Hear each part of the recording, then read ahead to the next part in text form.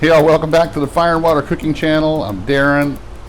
Today, I'm going to do something I've probably done a couple times on this channel, but I'm going to do it a little different. I actually got a double pack of boneless pork shoulder butt, also known as pork butt, and I'm going to do some pulled pork. We're going to do it sous vide at 155 for 36 hours, and then we're going to finish it up on the PK360 you see behind me here. So I'll be right back. I'll get this out of the pack. We're going to season it up and put it in our expanded vacuum bag, and I'll be right back.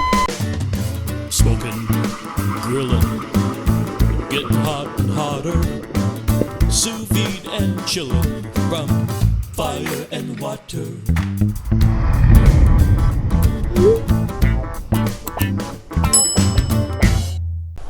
All right, before we get going, I did separate the two pork shoulders because there's two in one of those packs from Costco.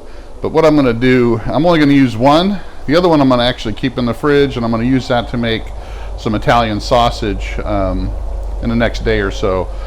These aren't fully thawed, and that's one of the things I really like about doing sous vide and then barbecue, is that it doesn't have to be completely thawed out for me to throw it in the sous vide bath, because it's going to thaw out in that warm water pretty quickly.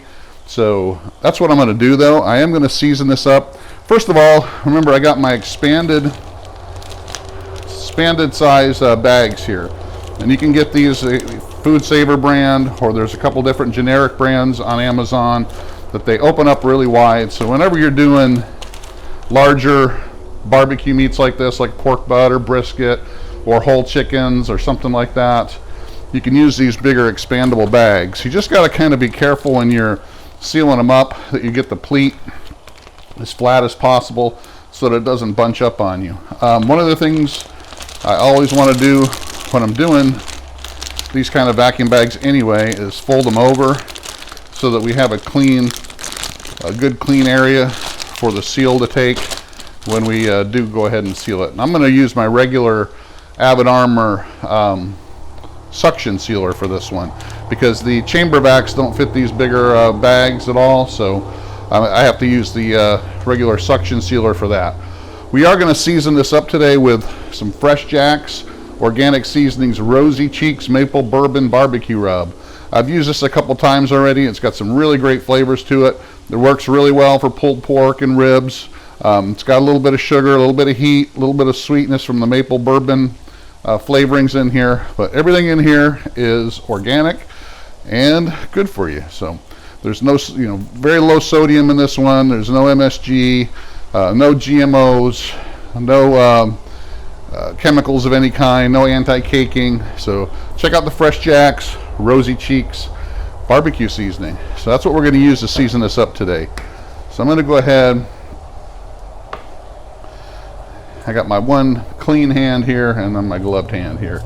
I don't use any kind of binder on any of my barbecues. If you've watched me before, I don't use any kind of binder on any of my stuff. I just use water or the actual natural moisture that's already on the meat.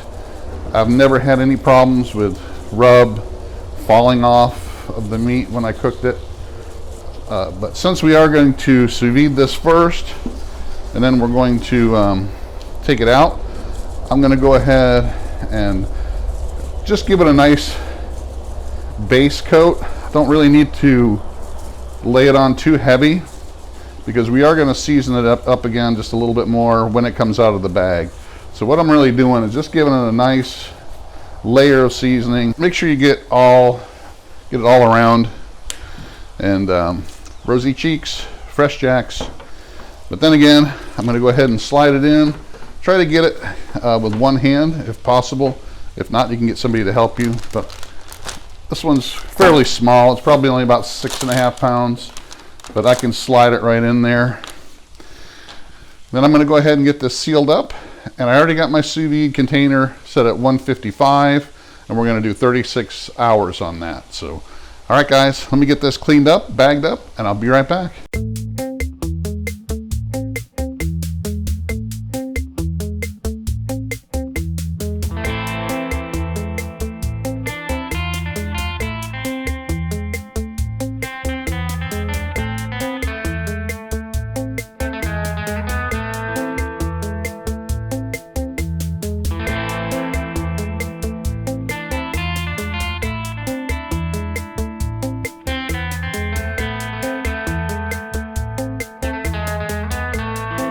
All right, I got my pork butt out of the sous vide. It's been on there just over 30 hours.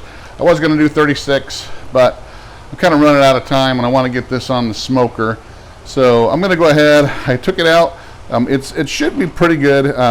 It seems a little firm, but I know that once I get it on the smoker and get it cooked some more, it's going to go ahead and tighten up. If you can see already, there's plenty of juices in there, so I know that it rendered a lot of the fat and got a lot of the moisture out of there.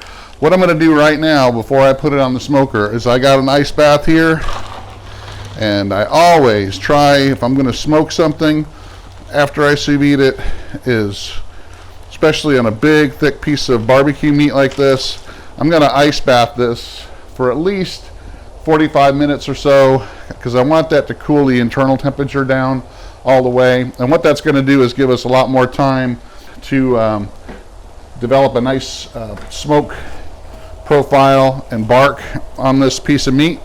So that's what we're doing right now. Just putting it in the ice bath, let it chill down for a good 45 minutes or so. You can do it longer if you want, an hour. You can even put it in overnight. A lot of times I'll do that, where I'll chill it and then put it in the refrigerator overnight so that it gets the core temperature all the way down to that 37, 38 degrees. And then it gives me more time on the smoker. I do put it on the smoker wet, so I'll show you when I do that to make sure that it does get some good smoke and bark to it. But for right now, we're going to let this chill down, and that's going to give me time to get my fire going and all that. So I'll see you guys in another 45 to 50 minutes.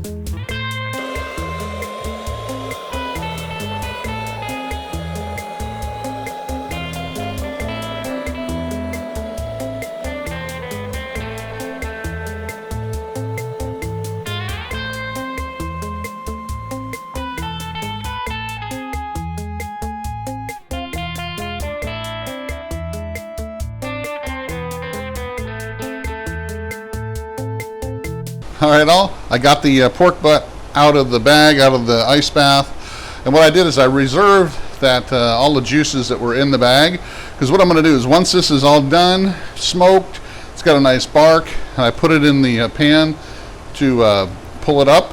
I'm going to put some of that juice back in here so that it gives that more moisture and more of that flavor that kind of came out of it when we were in the bag. So again, Rosy Cheeks from Fresh Jacks is going to go back on just for a little bit.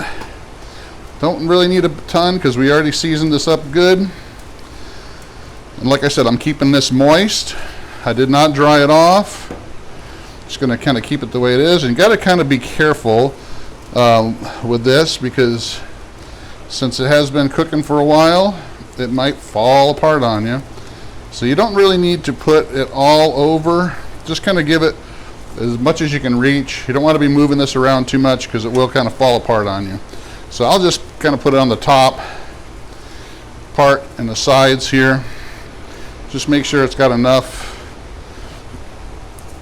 to cover it back up. Then we're going to stick it on the smoker, and then every once in a while we'll come out and give it a spritz. So I'm going to get it on the PK360. I'm going to be running a probe inside of it just to make sure that we don't go over the temp that we sous vide it at, which was 155. And I also got a probe on the pit to make sure that the pit doesn't get too hot. So I'll be right back, show you what we're doing over there. All right, you can see I got some good smoke rolling. The pit temp is saying 166. I'm going to go ahead and put it on anyway, even though it's not at 225 yet. I'm just going to go ahead and let the pork absorb some of the smoke. I got my ink bird here where I'm going to monitor the pit and the meat. Got my meat probe over here. As soon as I get it on, I will shove it into the pork butt instead of trying to have it fall apart in my hands. Just make sure you got your rack space so that it can actually close. But okay, so you got the fire going over there. Some of that wood's already burning. Let me go ahead and stick that right in the middle. As you can see, the temp's gonna go up. Yeah, we didn't quite get it down to the 40 degrees, but it's under it was right at 100, so it cooled pretty good there. It was like right at 55 minutes I had it in there, so in that ice bath. So all right guys, we're gonna let this smoke for a little bit and I'll be back. All right, I'm gonna use the Wi-Fi function of the IBBQ4T2 wireless thermometer from Inkbird to monitor my cook. You can check it out in the link below. I'll be right back when this is ready. All right, I got my pork butt out of the PK. It's all ready to go. Now, as you can tell, I mean, it's not black like you see a lot of pork butts come out of the smoker, because it really didn't sit in there for 8 or 10 hours. So it was only in there for about 2.5 to 3 hours. So it does got plenty of smoke to it. It does got a good bark. It's just not a black dark bark. So it smells really smoky. I'm going to go ahead and take this off of my rack here and put it in my container here that we're going to pull it in. I did have the reserved pork juice that we got out of the bag. So I'm going to go ahead and show you how this just pulls. Remember, this was in about 30 hours at 155 sous vide and then smoked for 2.5 to 3. And you see how easy it's pulling. I got my I got some liners here under these nitride gloves, so that's why I'm able to shove my hand into this hot pork, because they are lined, so it is a little warm but just not hot. But you see how easy this pork is pulling. I don't need any bear claws or any kind of utensils or anything like that to pull this. So I'm just going to pull apart these big chunks. I'm going to go ahead and put this reserved liquid that was in the bag back in it, and that's going to re-moisturize it, plus give it some of that flavors that we may have lost. Let it reabsorb all that juice. And that's it, guys. I mean, it's really simple. This pulls really easy. Don't need to worry about any other utensils. I'm going to take one bite.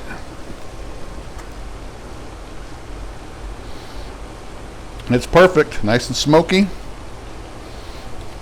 Got a nice little bite to that bark. Check it out, guys. Really easy to do. Follow it step by step. Make sure you ice bath it after you put it in the sous vide. Gives you more time in the smoker to develop bark. You can cook it hot. You can cook it 250 to 275 to get that bark. Spritz it a couple times. Really easy to do. Make sure you follow us on Facebook, Instagram, Twitter. Follow the Fire and Water Cooking Podcast. I have some great guests on, and we're doing some episodes on YouTube as well, doing video podcasts. So check that out. Make sure you like, subscribe, share, and I'll see you on the next video. Thanks again.